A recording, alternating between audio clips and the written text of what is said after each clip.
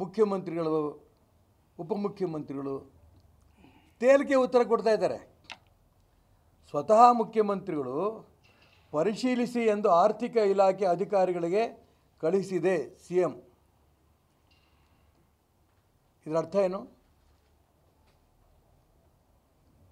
ನಾನು ಮೂರೇ ಉದಾಹರಣೆ ಕೊಡ್ತಾ ಇದ್ದೀನಿ. ವಕ್ಫ್ ಪ್ರಾಪರ್ಟಿ ಬಗ್ಗೆ, ಅಂಬೇಡ್ಕರ್ ಅವರ ಮತಾಂತರದ ಬಗ್ಗೆ ಅವರು ಪ್ರಸ್ತಾಪ ಮಾಡಿದ್ದು, ಮೂರನೇದು ಮುಸಲ್ಮಾನರ ಮೀಸಲಾತಿ ಬಗ್ಗೆ. ಏನು ಹಿಂದೂಸ್ತಾನವನ್ನು ಪಾಕಿಸ್ತಾನ ಮಾಡಕ್ಕೆ ಹೊರಟಿದ್ದೀರಾ? ಇಲ್ಲಿ ಭೂಮಿ ಕಿತ್ಕೊಂಡು, ಇಲ್ಲಿ ಮಹಾಪುರುಷ ಹೆಸರನ್ನು ಬದಲಾವಣೆ ಮಾಡಿಕೊಂಡು, ಇಲ್ಲಿ ಮುಸಲ್ಮಾನರಿಗೆ ಮೀಸಲಾತಿನ ಹೆಚ್ಚಿಗೆ ಮಾಡಿಕೊಂಡು, ನಾನು ಅದಕ್ಕೋಸ್ಕರ ಹೇಳಿದೆ, ಈ ರಾಜ್ಯದಲ್ಲಿ ಸಾಧು ಸಂತರ ನೇತೃತ್ವದಲ್ಲಿ, ಧರ್ಮಾಭಿಮಾನಿಗಳ ನೇತೃತ್ವದಲ್ಲಿ ದಂಗೆ ಏಳುತ್ತೆ. ಕಾಂಗ್ರೆಸ್ಸಿಗರನ್ನ ಹುಡುಕಿ ಹೊಡೆಯುವಂಥ ಕಾಲ ಬರುತ್ತೆ. ಮುಖ್ಯಮಂತ್ರಿಗಳು, ಉಪಮುಖ್ಯಮಂತ್ರಿಗಳು ತೇಲಿಕೆ ಉತ್ತರ ಕೊಡ್ತಾ ಇದ್ದಾರೆ.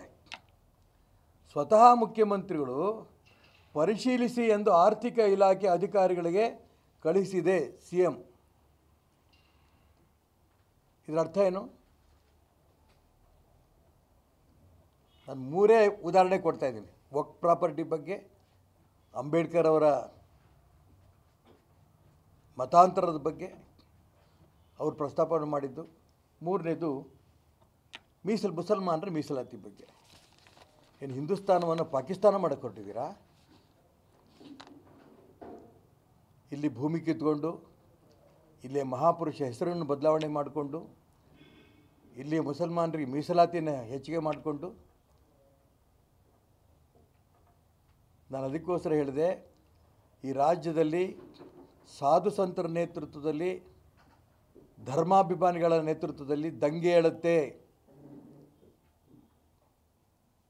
ಕಾಂಗ್ರೆಸ್ಸಿಗರನ್ನ ಹುಡುಕಿ ಹೊಡೆಯುವಂಥ ಕಾಲ ಬರುತ್ತೆ.